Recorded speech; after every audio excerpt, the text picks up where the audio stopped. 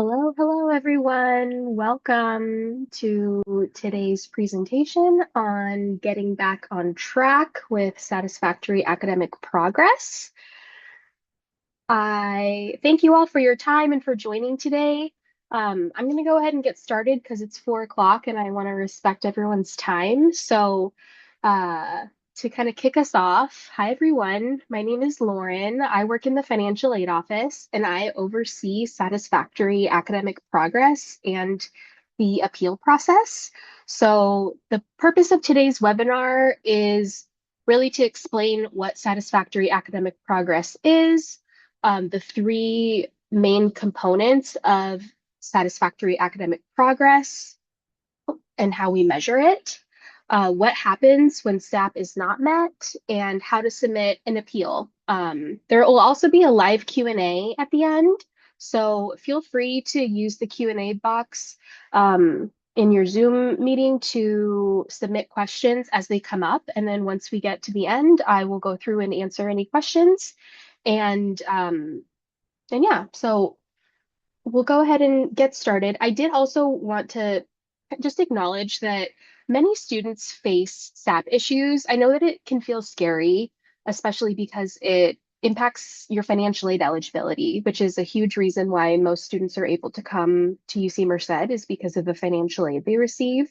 So I just want to acknowledge that I know that it's scary. Please know that you are not alone. Many students face SAP issues and there is a path forward. So hopefully at the end, you'll feel encouraged, empowered, and confident proceeding through the rest of the SAP appeal process. Okay, so let's start by talking about what is SAP. SAP, and also I will say, satisfactory academic progress is quite a mouthful.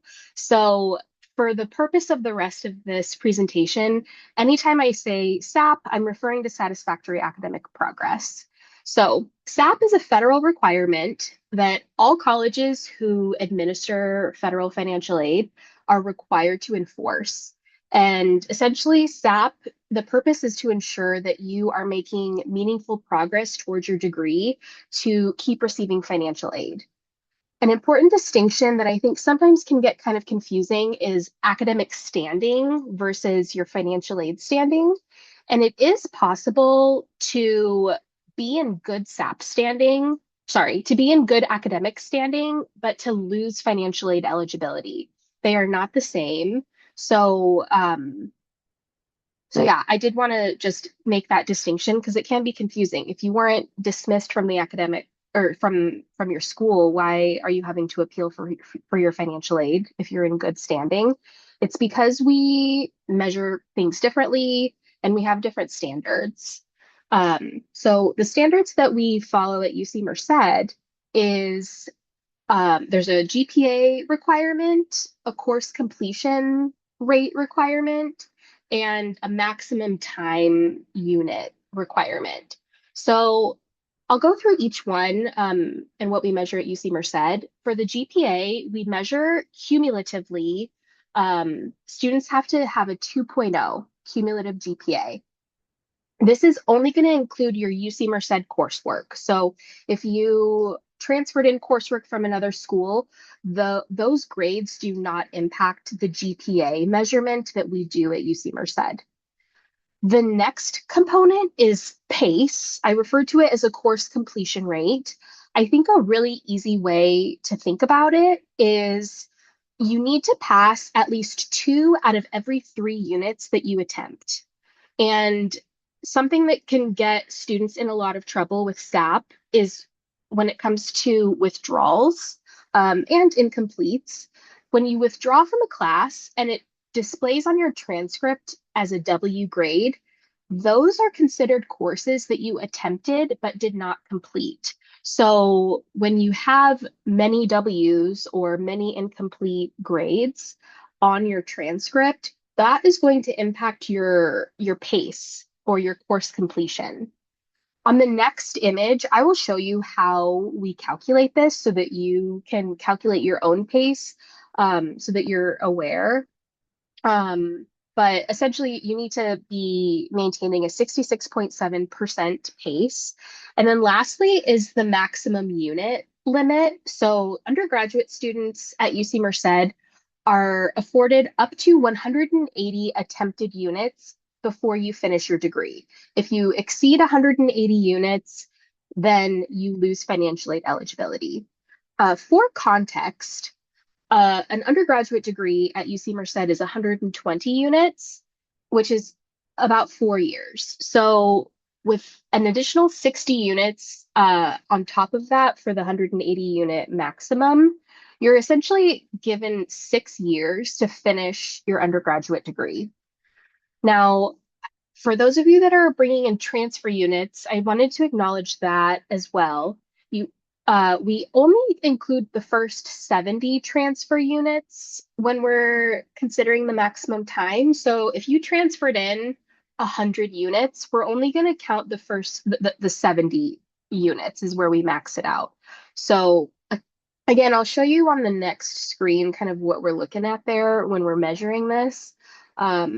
But the last thing that I wanted to say about the maximum time requirement is that financial aid only funds your first major.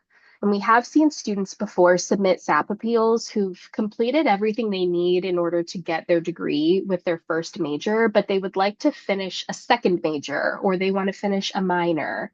And those are not going to be able to be approved because you've already received financial aid to receive a degree. So students that have already completed degree requirements for their first major, but they would like to continue enrollment to finish additional coursework, that coursework is going to have to be paid for out of pocket. We can't fund additional coursework beyond their first degree with additional financial aid. So let's look at how we're actually measuring this. Now, this is a screenshot of an unofficial transcript. If you go into your portal and you go to your student record and open your unofficial transcript, scroll to the very bottom and you're going to see this transcript totals section. It's at the very bottom of your transcript. And I've highlighted here what we're focusing on. So I'll want to first draw attention to the overall row at the very bottom. We're looking at overall cumulative totals here. We're not looking at term-specific numbers. We're looking at your cumulative overall GPA, which for this particular student, their GPA is 3.055. So that's the first component we're measuring. We're looking to make sure that this number is 2.0 or higher. Next is we're looking at PACE. So we're going to be looking at your past hours divided by your attempted hours. So for this student, let me actually pull my calculator over so that y'all can see what I'm doing. So if we take their past hours of 126.3 and divide that by their attempted hours of 130.3, that gives them a course completion rate of 96.9%. So this student is meeting PACE because their PACE is above 66.7. So that's how we calculate your PACE. And then the maximum time unit is looking at your attempted overall hours. So this student still has 50 more hours before they would hit the maximum time unit. However, if you've transferred in work, I know I already talked about this, but just to draw your attention, any transfer work is going to show on this row right above the overall information. And so if the number here is over 70, my recommendation is to just take your total institution attempted hours and add 70 to that number so that you can figure out where you're at with hitting maximum time. If you haven't transferred in over 70 units, then you can just focus on this overall attempted hours to figure where you're at with maximum time. So that's how we're calculating SAP. Those are the things that we're focused on. Now let's talk about what happens if you're not meeting SAP. I want to talk about the timing a bit because every school is different. There is flexibility in the regulations to determine when and how we measure SAP. So at UC Merced, we measure SAP once a year at the end of every spring semester.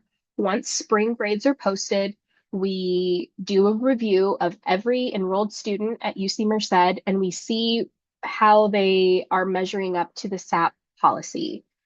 So once we've identified the students that are not meeting the GPA, PACE, or maximum time requirements, those students lose financial aid eligibility beginning with the next summer. So those of you that received a notification at the end of spring, you probably got it about a month ago, that impacts your aid eligibility for the current summer and beyond.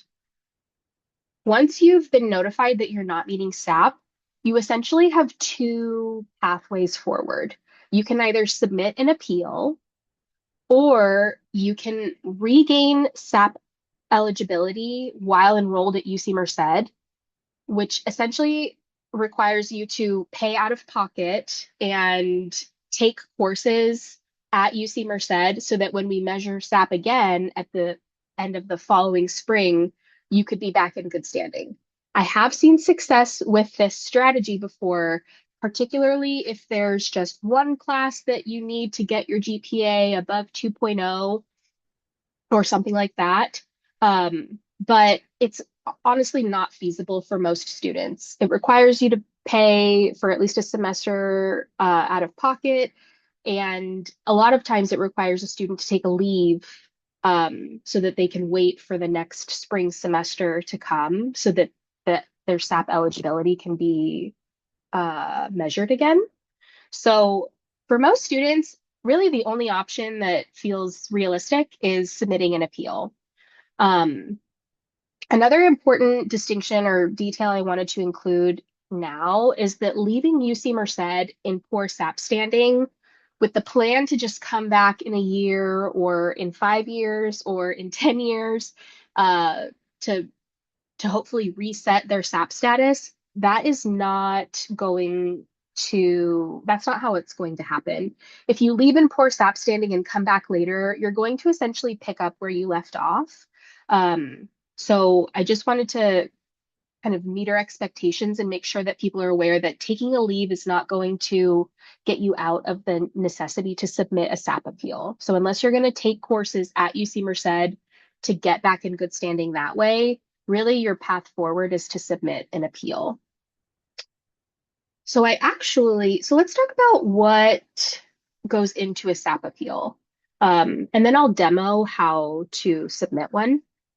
So there's three components to a SAP appeal. There's a personal statement that explains what happened and how it impacted your academic performance. There's a plan for improvement that tells us what has changed, what are you going to do differently moving forward so that this doesn't happen again, and then some kind of supporting documentation. Or if there isn't documentation, we can provide you with a self-attestation form that explains why you don't have documentation. And I'll talk a bit more about that on the next slide. So if you have questions about documentation, we'll hopefully get to that. And then let's talk about the review process and kind of how it works once we've received a complete SAP appeal from a student. So the appeal is then forwarded to a committee. The committee is made up of academic advisors from each school, as well as the Bobcat Advising Center. They review each appeal individually and make decisions according to that particular student's academic history, their statement, the documentation they provided. And so decisions are made on a case-by-case basis. The decisions are made within 45 days of a complete submission. So we consider a complete appeal one that has the statement, the plan for improvement, and documentation, or an explanation why documentation isn't available. So once all three of those things are received, that's when the clock starts ticking, and that's when we will make a decision within 45 days. That's the absolute longest that you would have to um, wait. Typically, the decisions are made much sooner. We see the highest volume of appeals to be in the summertime. So the committee meets weekly during the summer. So students sometimes only have to wait 1 or 2 weeks to get a decision in the summer. Once we get into the academic year, the committee then only convenes once a month. And so decisions will usually start coming out a bit slower if appeals are submitted after the academic year starts. But 45 days is the longest you would have to wait. We send the decision, whether it's approved or denied, it's sent via email. So once you've started the appeal process, I highly recommend that you monitor your email closely. That's how we're going to ask for additional information if we need it, as well as your appeal decision and next steps. If your appeal is denied, you do have the option to request a second review by someone else that wasn't a part of the original decision. So at UC Merced, that person is the financial aid director.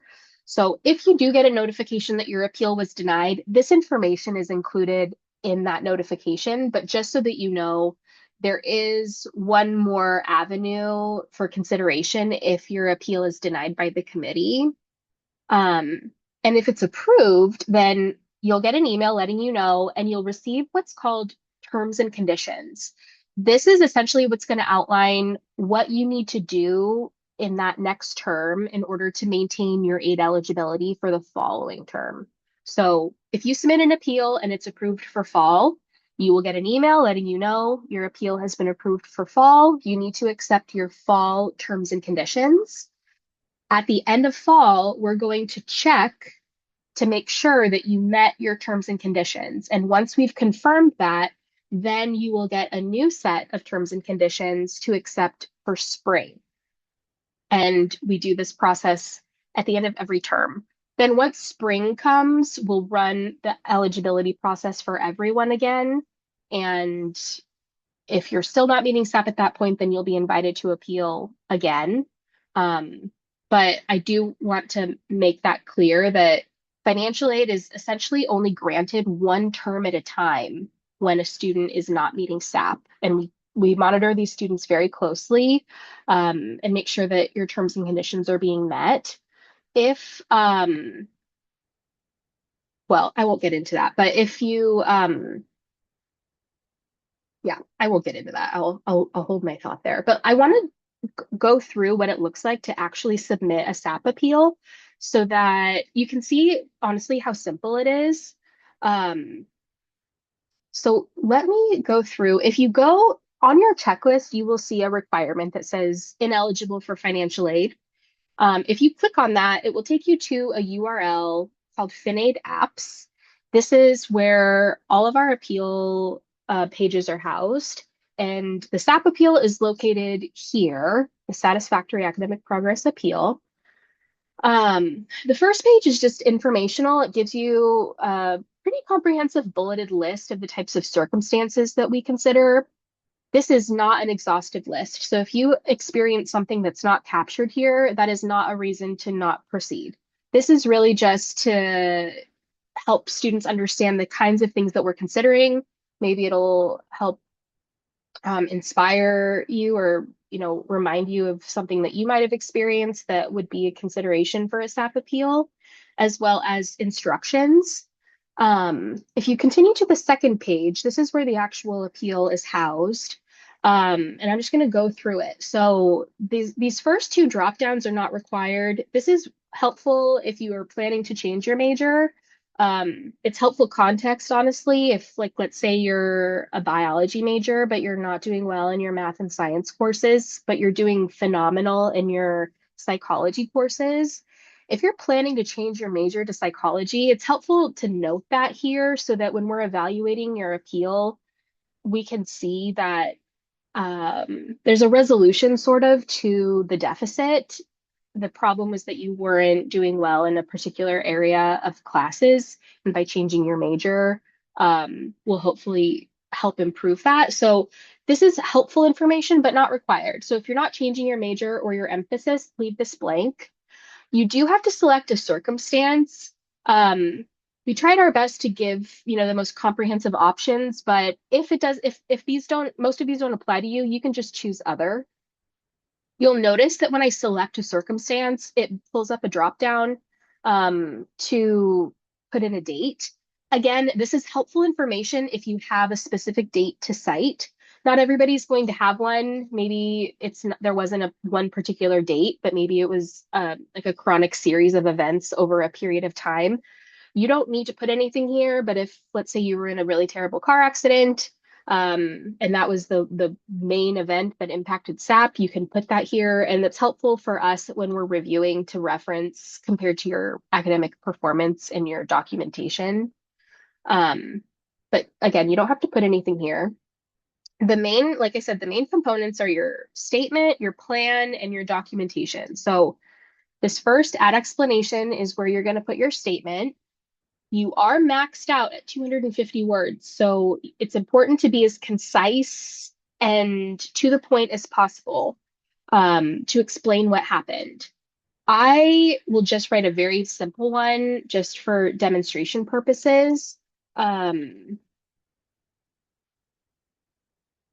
I was hospitalized during my first semester and had to take an educational leave, which would involve a student getting all W's in that semester because they took an educational leave.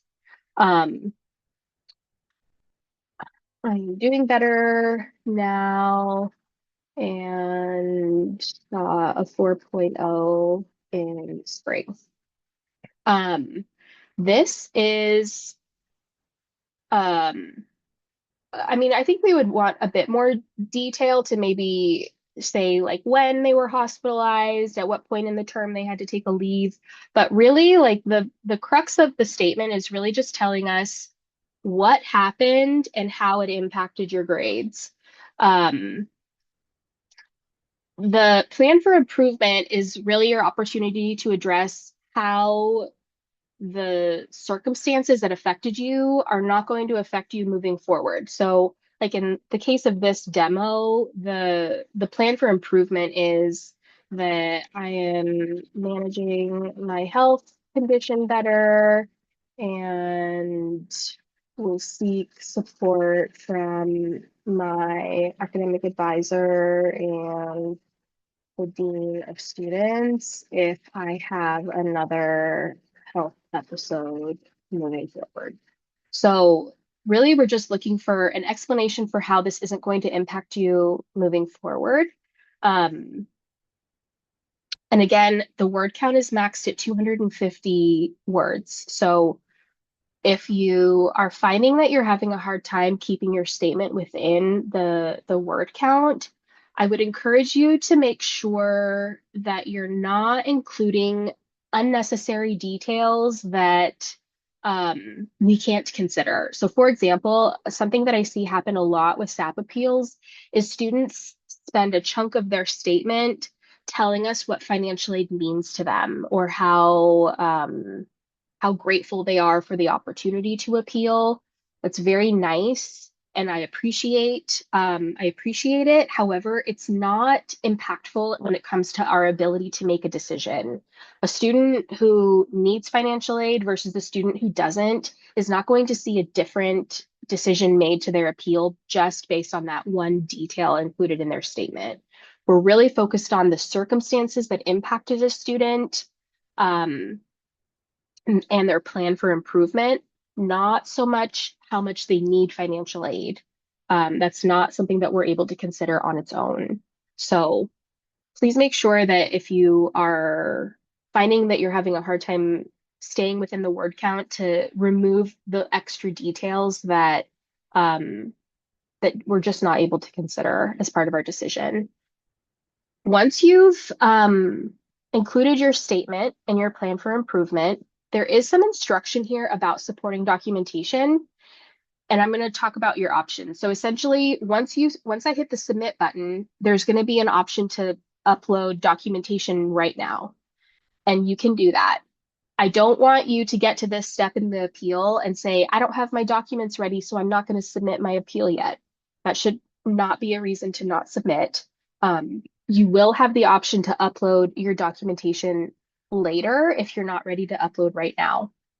So You can upload now, you can upload later through your checklist. There's going to be a requirement that's going to pop up on your checklist called SAP supporting documentation.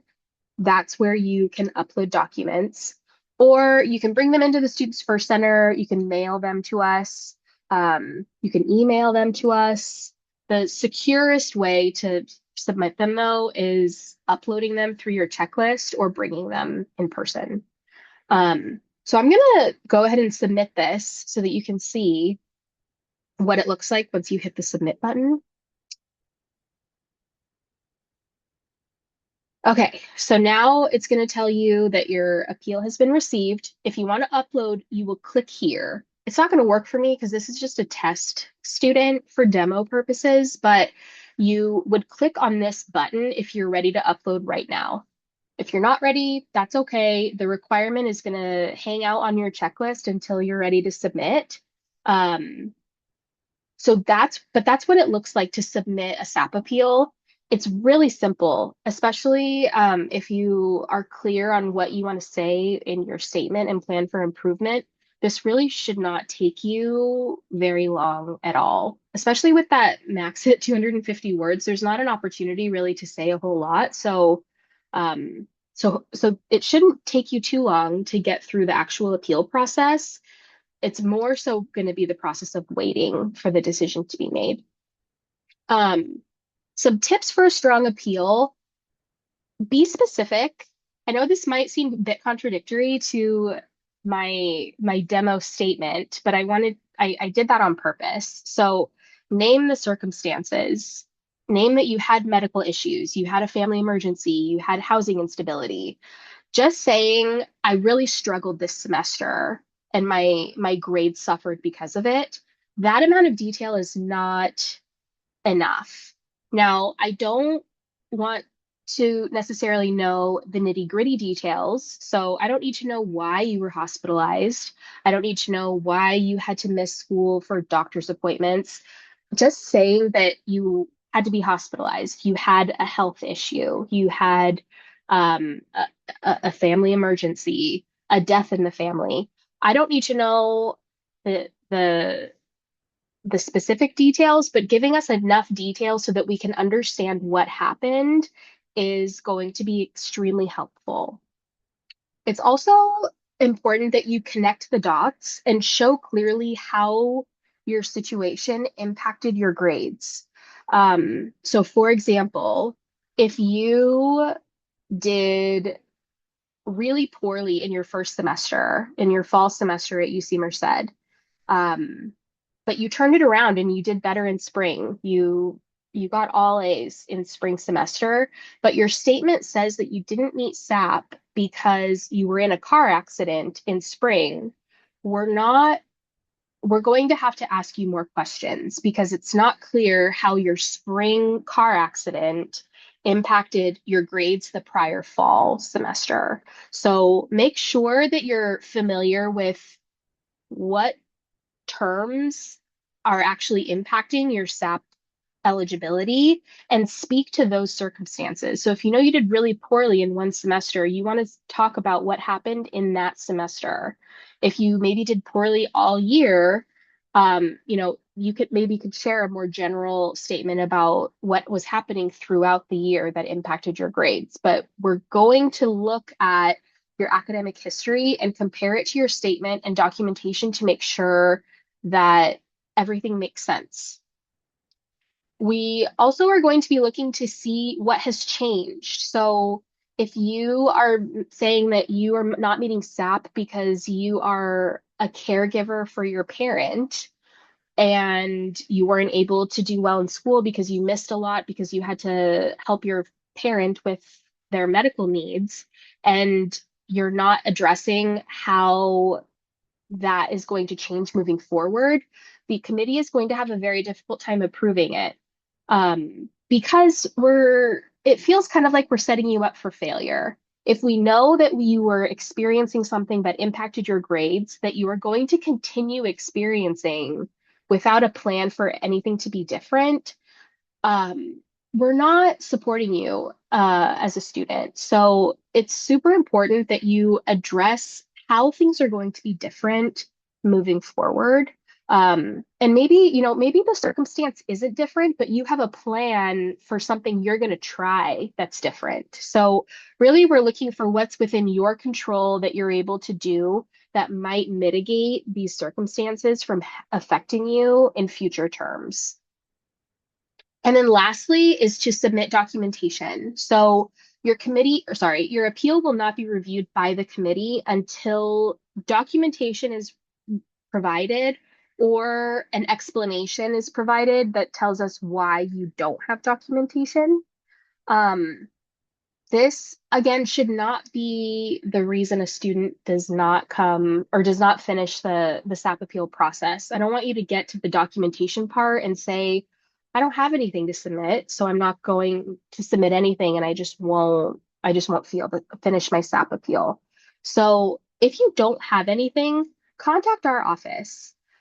We can review your circumstances with you, and one of two things will happen. We will either identify something that you can submit that maybe you hadn't thought of, or we'll provide you with a form. It's called an attestation form, and you will essentially just tell us why you don't have documentation, and that can be sufficient in lieu of something else. So while we prefer third-party documentation that tells us who, what, when, where, and why, that's not always possible.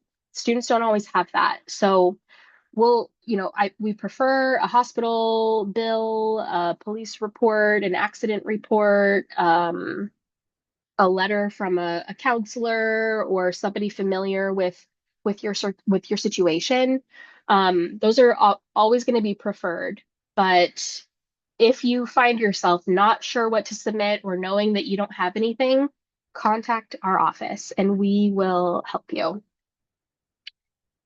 Okay, so that's the end of my spiel. Now we're going to get into the questions. So I can see that we've gotten quite a few, so I'm just going to go down the list. And as I'm talking, if more questions come up, feel free to continue asking. And yeah, we have the next 30 minutes. So I'm going to start with the first one that I see here. I didn't fail all my classes. Why did I lose financial aid? So, yeah, that's a great question. You don't have to fail every class, or honestly, any class to lose SAP eligibility. A great example is the demo student that I submitted for the SAP appeal. There was just that student took an educational leave in the middle of their fall semester, so their fall grades all show as W's.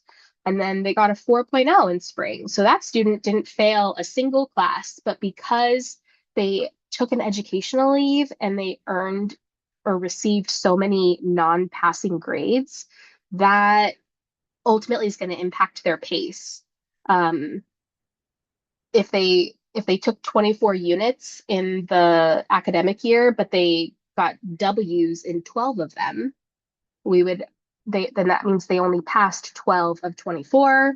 12 divided by 24 is 50. That student's pace is below 66.7%. So yeah, we're not looking for how many classes you failed or if you failed any classes at all. We're just looking at your cumulative GPA, your course completion rate or your pace, and how many total units you've attempted. And those are the three things that we're measuring. Next is how likely is my appeal to be approved?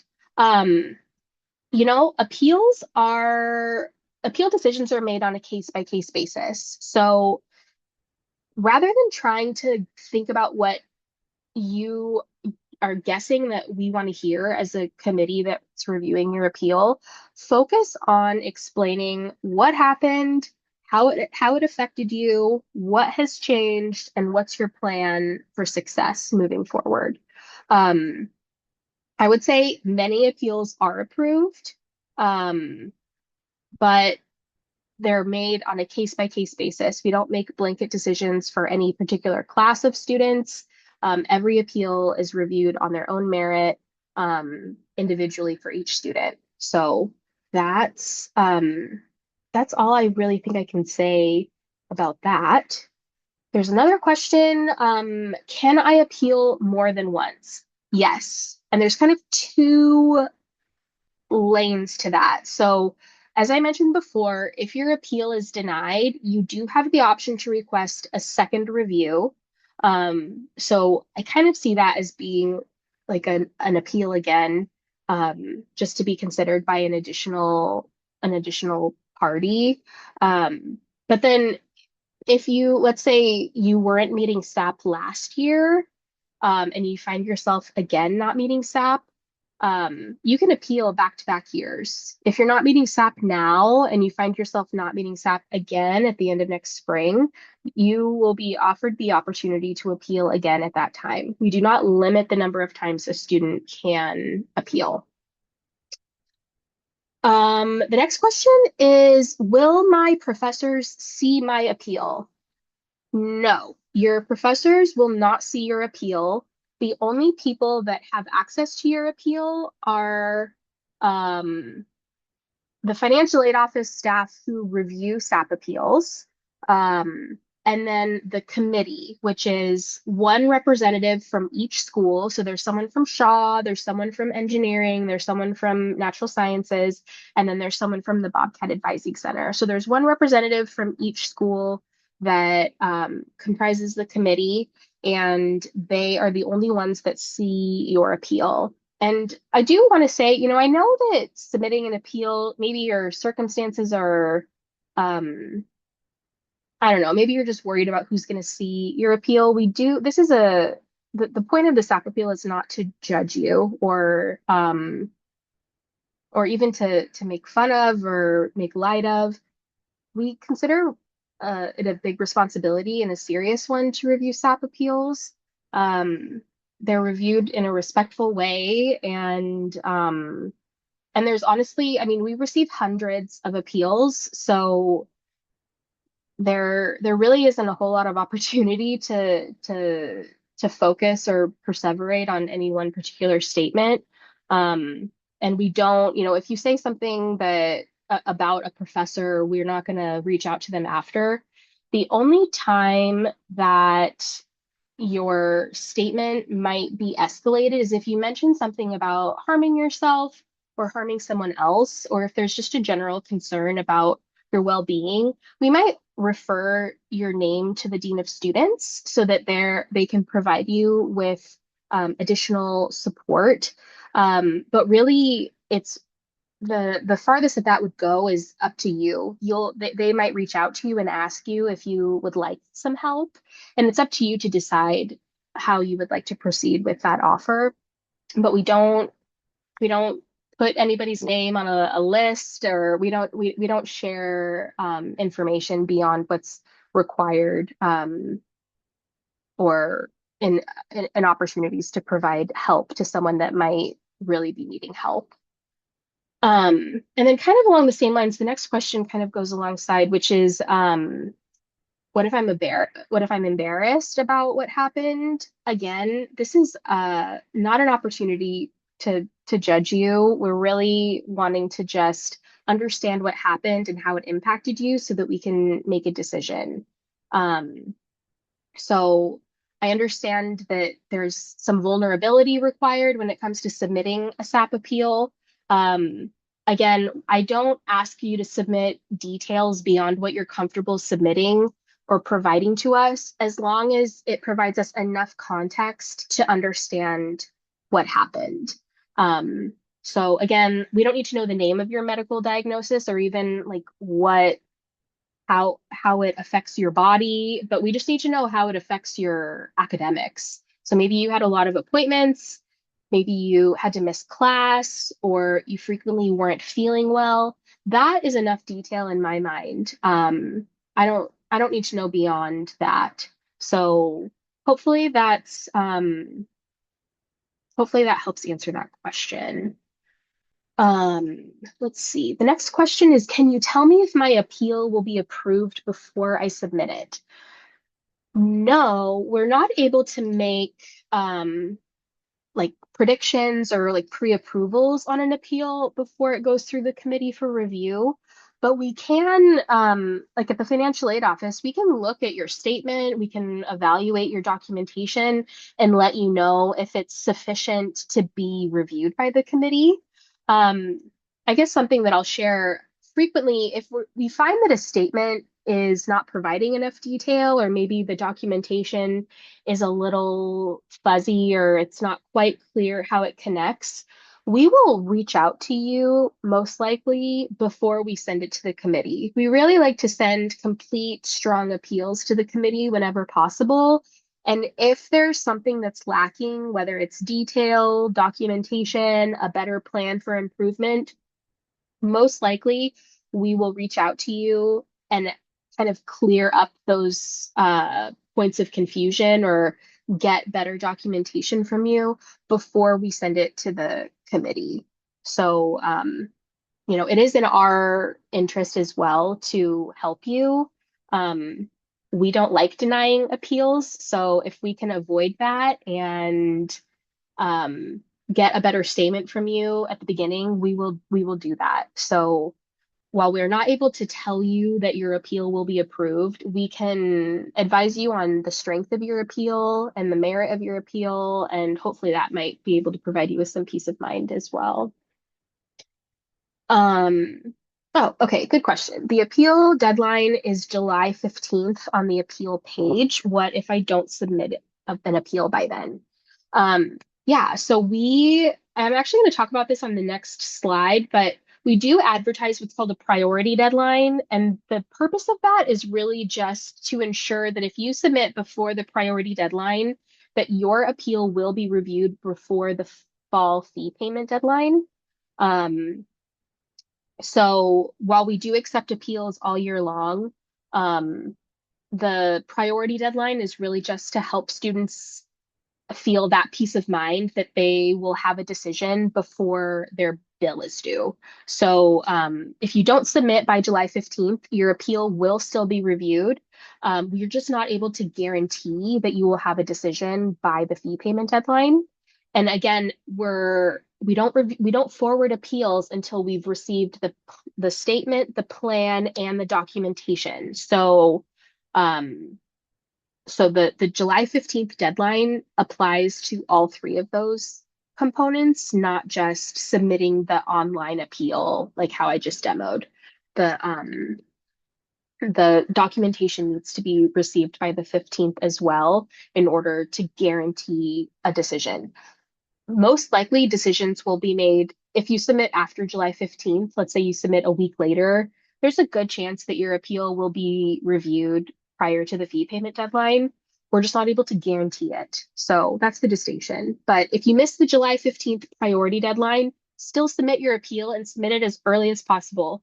But if for some reason something comes up and you don't submit, you can submit it honestly through April 30th of next year is how long you have. You just won't get financial aid until you submit it. So it really is in your best interest to submit as early as possible. Let's see. What if I don't submit an appeal at all? If you don't submit your SAP appeal at all, then you won't receive financial aid. Um, as simple as that. You won't receive aid. Um, Okay, the next question, what if a SAP appeal cannot collect the required information for the situation a student is in? I would need more information about what you mean by that. Um, yeah, I would need more information. I would I would say that I haven't come across a situation where a student wasn't able to provide an explanation, a plan for improvement, and some kind of documentation or an explanation why documentation isn't available. Um, I've had situations where students weren't willing to provide that information, which is totally your prerogative, and that's within your right to do so. But I haven't come across that. So if you want to provide more detail, or if you want to maybe raise your hand and unmute yourself, I am happy to get more information, but I'm not sure what else to say about that particular question. Um, other than to come to our office and we can talk through your situation one-on-one and help you craft a statement that would be sufficient for a SAP appeal. Um, okay, another question. If my SAP appeal gets rejected, but I get my GPA requirement back by the end of next semester, can I get financial aid for spring 2027? No, that's a great question. The answer is no. Because we only measure SAP eligibility at the end of every spring semester, a student, we're not gonna reestablish aid eligibility um, until we run that eligibility process again at the end of next spring. Um, so this kind of goes back to an earlier slide when I was mentioning that there's like two pathways forward. You can submit an appeal or you can get back in good standing. A student who's in that particular situation where they get their GPA back up next semester, um, they would probably, unless they want to pay out of pocket for spring, they would take a leave after they've gotten their GPA up so that when we run the eligibility process at the end of next spring, it'll pick you back up as now meeting SAP. So, so that's how it would work. We don't give aid eligibility back in the middle of the year once you've kind of improved your academic performance. But but yeah, I still, even if you think that it might, you're not sure your appeal is going to be approved, or you think that your situation isn't serious enough to warrant an approval, I challenge you to just see what happens. It doesn't hurt to submit an appeal, other than like it hurts to get that email letting you know that it's been denied. But if you're at this point in your academic journey where you've lost financial aid eligibility at this point, like what else do you have to lose? You might as well try the appeal process and see. You might be surprised. It's honestly, it kind of is sad to read some appeal statements and people say, you know, I didn't really have anything.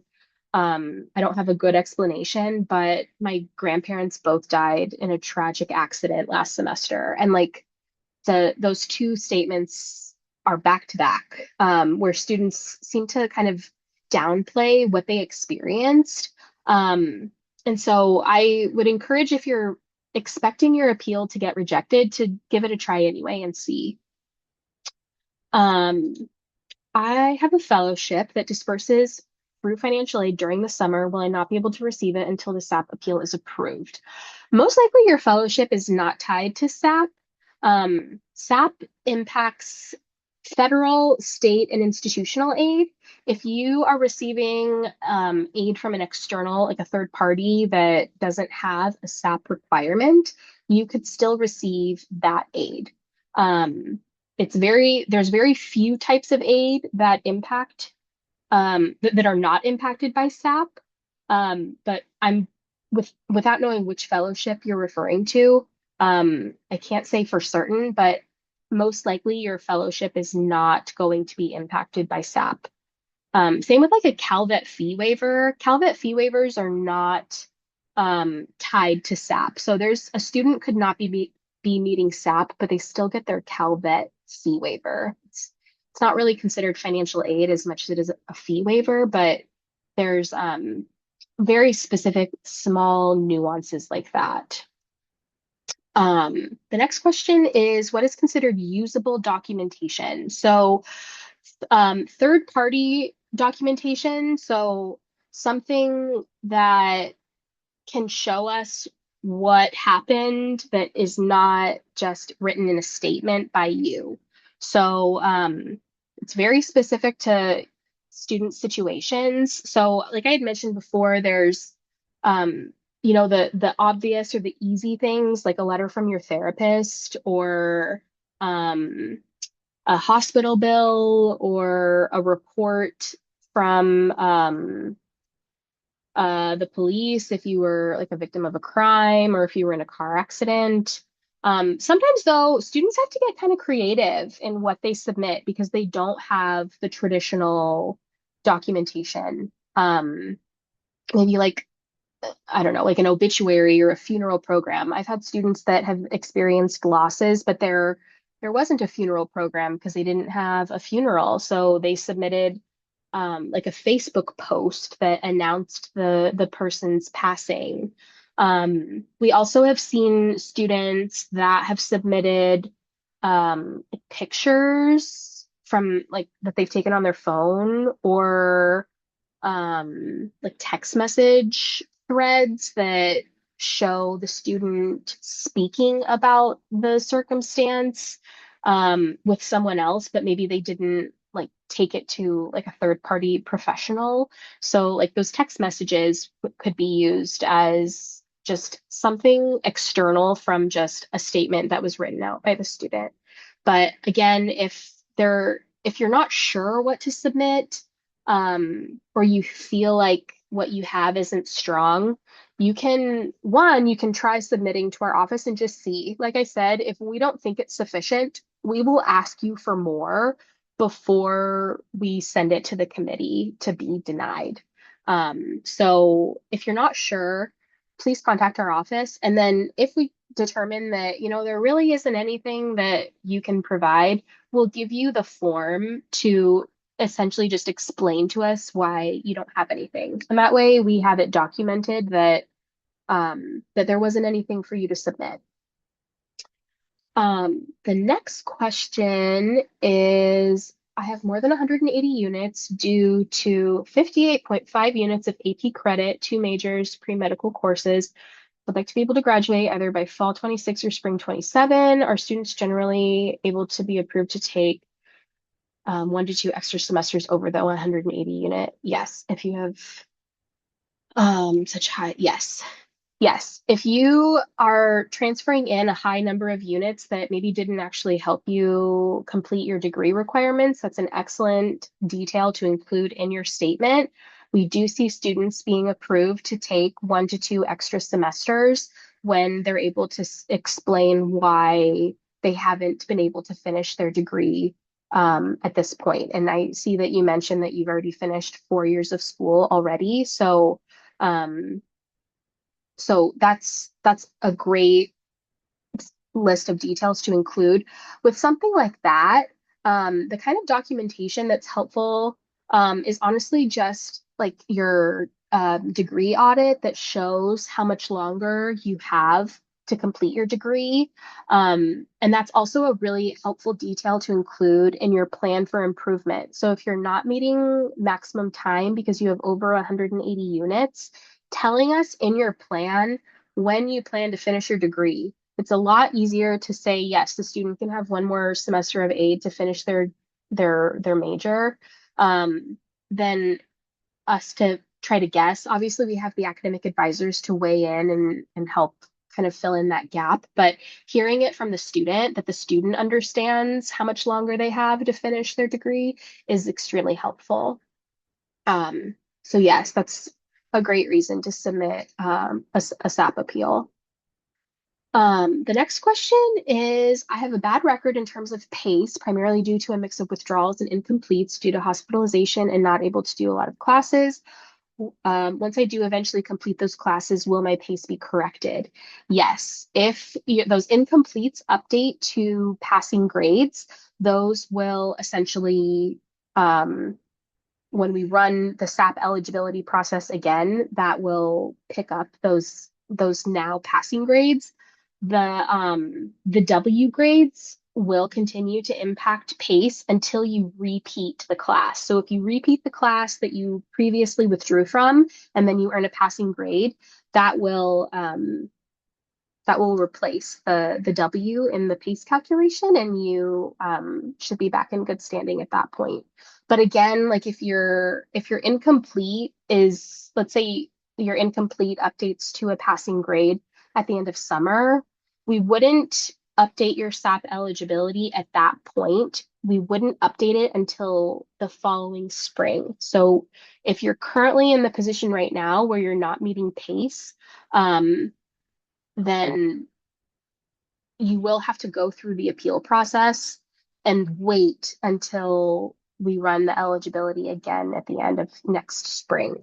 But it's helpful. I mean, it sounds like you're very aware of kind of where you're getting hit with the SAP policy. So mentioning, your plan to repeat classes, um, and uh, and yeah, replace some grades that were previously non-passing, then that's helpful for the committee to know that you're, aware, you're working on it, and there's a resolution in sight, once you're able to successfully pass those courses.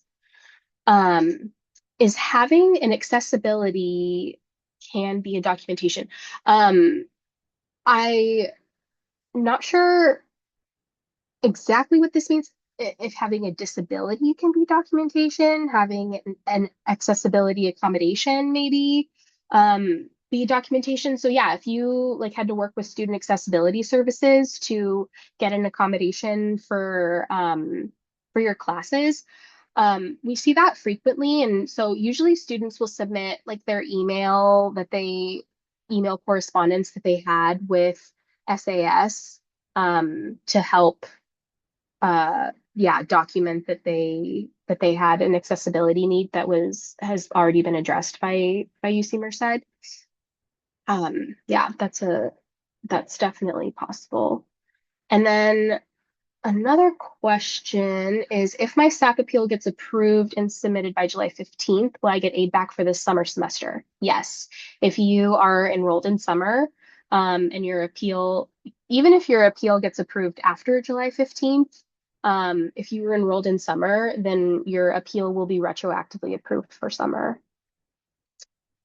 How can I tell which semester was the one that made me lose financial aid eligibility if you performed similarly in both semesters? That's a good question.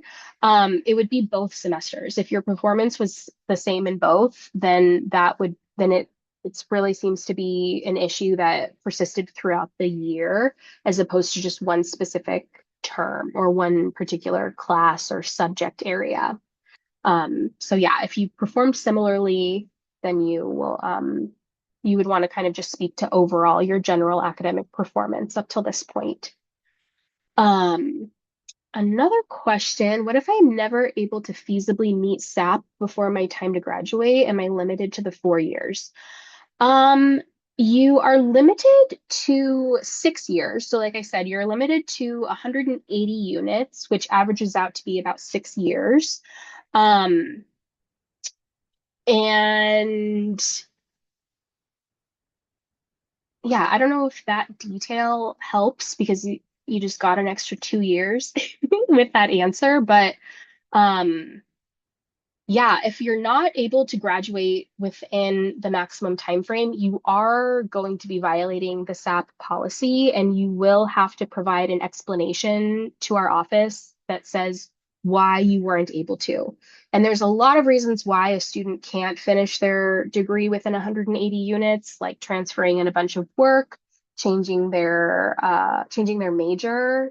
major a few times, having to take several educational leaves that all have counted as attempted units. There's a lot of reasons. And so there has to be some kind of explanation for why, in your case, it's not feasible. Um, so, so yeah, that would be my recommendation is once you're notified that you're not meeting satisfactory academic progress, because of maximum time frame, that you give us those details. Um, okay, I know that we're at 4, we're almost at time. I am going to hang on and answer the rest of the questions. But really quick, for those of you that have to hop off at 5, I am going to just really quickly show you kind of next steps, and then I'll go back to answering the questions. So if your answer question hasn't been answered yet, hang on and I will get back to it. But really quickly, for those of you that have to hop off at 5, um, like I mentioned, the priority deadline is July 15th. So please make sure that you're getting your documentation and appeals submitted by that date if you want to have a decision before the fall fee payment deadline. If you don't get it in by the 15th, still submit it. Don't let the priority deadline scare you away. Check your email frequently. That's where requests for additional information are going to come in, as well as um, your appeal decision and terms and conditions link will come in that way as well. And then lastly, please do not hesitate to ask for help. We are here to help you. We want to see you succeed. And so please don't see financial aid as the enemy or the bad guys. We really are interested in helping you navigate this process. So reach out to the Students First Center, reach out to the financial aid office, and we will help you. So that's all that I really wanted to close out with. But let me go back to the questions because I know there's still 7 left. Um, if my circumstances were not prescribed or documented, but clearly pertains to the lack of academic success, is there something in mind to keep in mind when making an appeal? Um, really just being as honest and forthcoming as possible about what your circumstances were. It's okay if they're not documented. I'm not exactly sure what you mean by prescribed, but like if it doesn't feel like official enough to you or documented cleanly, that's okay. Your statement should just explain what happened and then contact our office to let them know that you don't have documentation and that you would like to submit an attestation that explains to us why you don't have documentation. And I don't want that to scare anybody away because there's lots of students have to submit an attestation. So you are not going to be the only one explaining why you don't have documentation. There is definitely there's definitely a place for you if you don't have documentation. That's not You're not going to be the only one or singled out. Another class is I took a summer class. My grade went up and continued to take a community college in the fall. If my appeal got denied, but my grade is good for the spring semester, can I still get a form of financial aid? This is similar to a different question, I think, that was answered earlier. But if you took a summer class and your grades went up and you want to come back to UC Merced, you'll have to wait until after next spring when we run the SAP eligibility process again. So, like if you took summer session A courses and that's wrapping up this week and you got all A's and your GPA is now above a 2.0, you could, in theory, withdraw for fall and spring. You take an educational leave for the year so that when we run eligibility at the end of next spring, we can see, oh, your GPA is above a 2.0, your PACE is above 66.7, you are not exceeding 180 units. This student is eligible for financial aid effective summer of 2027. So that's the earliest by any academic performance that you make this summer through spring of next year is not going to be counted into your financial aid eligibility until we run eligibility again next spring. Okay, 5 more questions. If I'm showing good or strong academic performance, going back to good academic standing, does that increase my chances of receiving financial aid? Yes, definitely. If you did poorly maybe in fall and you've turned things around, that's an excellent detail to point out in your plan for improvement to show, I've already demonstrated improvement and here is what I did differently and here's what I'm going to continue to do moving forward. Absolutely, that's a great signal that your situation seems to have already been improved. Is it possible to appeal the reason why my PACE doesn't meet SAP requirements? For example, I don't believe my PACE should have been affected by my withdrawals and incompletes due to very specific circumstance in the past. There isn't. I would recommend you to contact our office. I'm not familiar with any circumstance that would allow us to essentially disregard the policy. We have to apply the PACE calculation policy across the board to everyone. So if maybe you think that if there's details that from your past that you think need to be evaluated, I would include those details in your appeal. Um, and we can reconsider at that point, but we wouldn't be able to look at your situation and disregard the PACE policy for you specifically. We have to apply the policy across the board consistently. So, unless there's like an error that was made that where like your transcript or your academic record needs to be updated, there wouldn't be an avenue for you to to circumvent that particular part of the SAP policy, but you can include any detail that you think is helpful in your appeal, and we can consider that um, when it gets before the committee.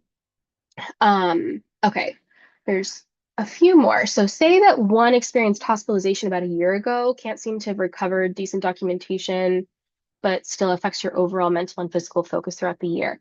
Yes, that's totally valid. If you experienced a health episode prior to the start of this past academic year, you can absolutely point to those health issues.